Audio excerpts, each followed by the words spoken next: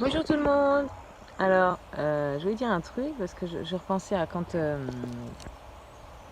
j'étais dans les églises ou même avant quand je fréquentais des gens des catholiques. Bah, c'est-à-dire, je suis née là-dedans, donc j'en ai fréquenté, ouais.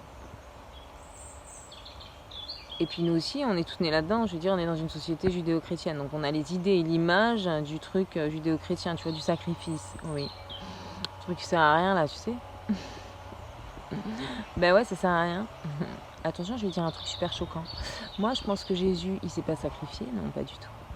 Je pense qu'on l'a tué. On l'a tué. Parce qu'à l'époque, il n'y avait pas YouTube.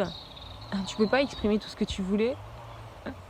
Donc dès que tu exprimais quelque chose, une vérité, c'est quelque chose qui t'apparaît vrai à toi, tu vois. C'est ta version des choses que tout le monde a, tu vois. Et ben on te butait. Voilà, on te foutait sur une croix. Mais bon, à l'époque, il n'y avait que cette possibilité, tu vois, de dire il s'est sacrifié et tout, parce que bon, voilà, il a fait couler son sang et tout, c'est bien. Parce que au moins on garde la mémoire de Jésus, tu vois, sur la terre en fait. Et maintenant, Jésus, il a toujours sa célébrité, sa popularité, tu vois. Merci, merci la vie, merci Dieu, merci Jésus. Et du coup, comme ça, on peut retourner vers lui et lui demander, vas-y, qu'est-ce qui s'est passé là? Qu'est-ce que tu as foutu là? Vas-y, dis-moi la vérité. Parce que Jésus, c'est la vérité en fait, tu vois. Enfin, c'est la vérité. Lui, il te dit, je suis le chemin, la vérité, la vie, tu vois. Donc moi, ça a été mon coach en fait. Donc, tu vois, tous les catholiques, ils attendent le retour de Jesus. Jesus Christ. Yeah. Mais ils ne voient pas qu'il est déjà revenu en fait. Deuxième truc choquant. Oh putain. Ferme ta bouche, Hélène, s'il te plaît. Ah bon, pourquoi? Attends, il y a plein de gens qui l'ouvrent aujourd'hui. Et en plus, on a le droit de l'ouvrir même pour dire des trucs n'importe quoi, tu vois. Ou péter sur YouTube, tu vois. Bah alors, pourquoi on peut pas dire des choses qui sont vraies aussi? Mais si on peut. Voilà. Donc je dis ce que je veux et j'exprime ce que je veux maintenant. Oui. Donc, il est revenu et les catholiques, ils le voient pas, tu sais. C'est trop marrant. Ben non, parce que si ça va à l'encontre de ce que tu crois, ben c'est du diable en fait, tu vois, pour eux. Donc, comment tu peux faire changer ça? Tu peux pas.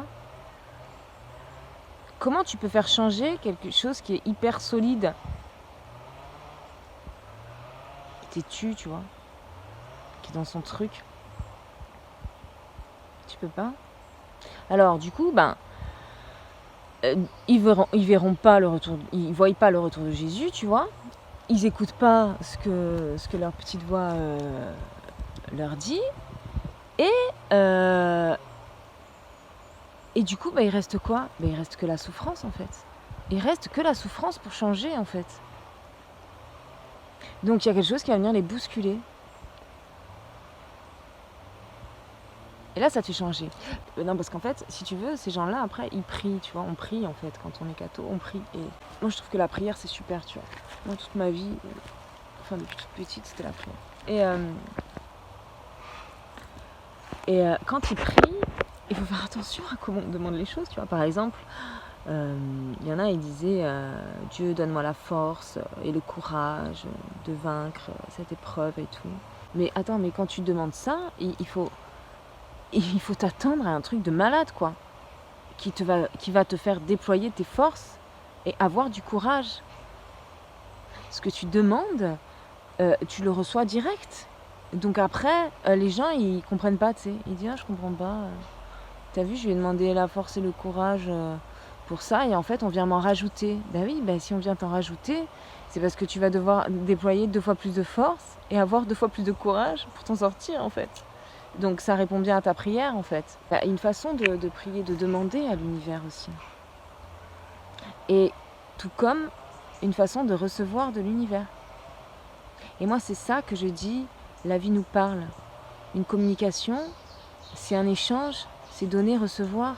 C'est un message qui est reçu, qui est entendu et qui est délivré, tu vois, et on te répond.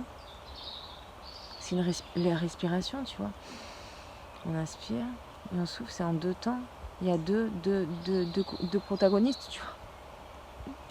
Donc, quand tu es toute seule, mais en fait, tu peux pas être toute seule, tu vois.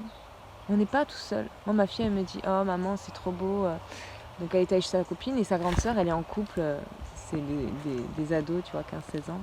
Elle me dit, oh, c'est trop mignon et tout. Et c'est vrai, je me suis rappelé, moi, les couples adolescents, c'est le plus mignon, tu vois. Tu es là, tu tiens la main, tu fais connaissance, c'est le romantisme, c'est tout beau, tout vrai, tout mignon.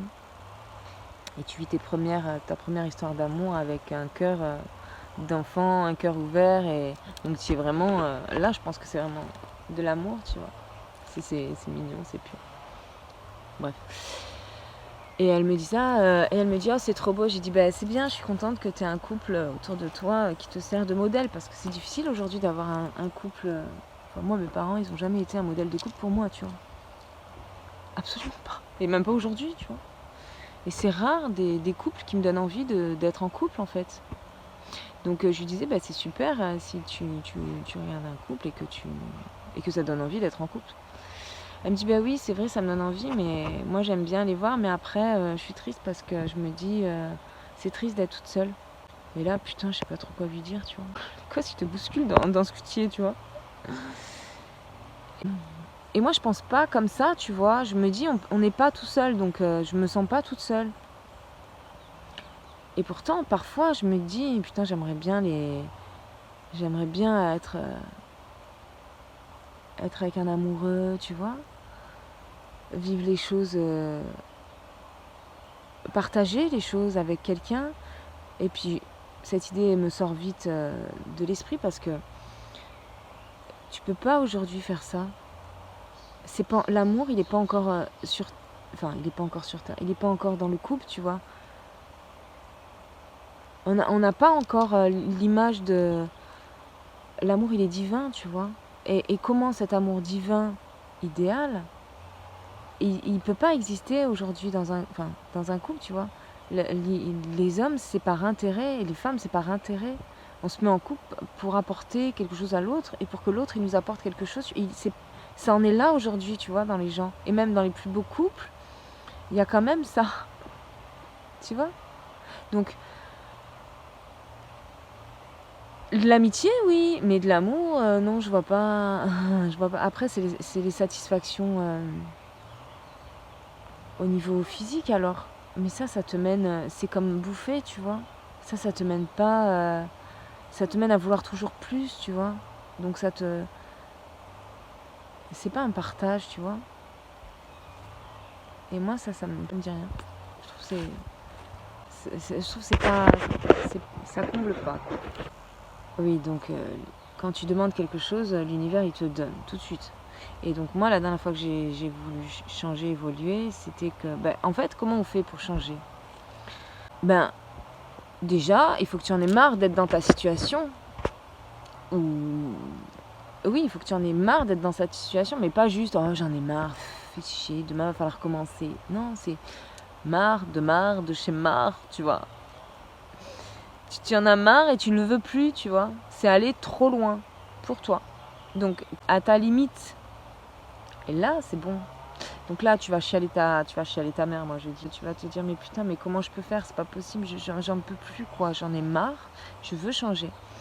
Donc, hop là, c'est bon, t'as enclenché la première étape. Moi, par exemple, la dernière fois que j'ai voulu changer, c'était quand je me suis retrouvée en trahison dans mon travail, en abandon au niveau social, en injustice au niveau amoureux, en rejet aussi, en rejet au niveau amical, et en humiliation. Et tout ça en même temps, en fait. Et c'est ça qui est bien. Parce que quand tu fais tout d'un coup, tu rations assez rapidement, tu vois. C'est en ça que tu vas vite. J'ai dit, bon, là, c'est bon, j'en ai marre. Non, mais c'était avant ça. En fait, là, quand tu demandes à l'univers, tu dis, oh, j'en ai un peu marre. Tu en as juste un peu marre au début. Et après, tu dis, voilà, allô? Donc, tu décroches ton téléphone, tu appelles l'univers et tu dis, voilà, parce que chacun a sa façon de demander à l'univers, tu vois. Donc, je peux dire comme ça aussi, on dit comme on veut. Allô, oui, bon voilà, j'en ai un petit peu marre, j'ai des kilos en trop, le boulot, il me casse les couilles, on reconnaît pas mon travail. Et puis je voudrais gagner plus de thunes et ma famille me manque. Ok, c'est bon, message reçu, on raccroche, on s'occupe de tout. Et là, on t'envoie toutes les blessures du monde. Donc, toutes celles que je viens de dire là.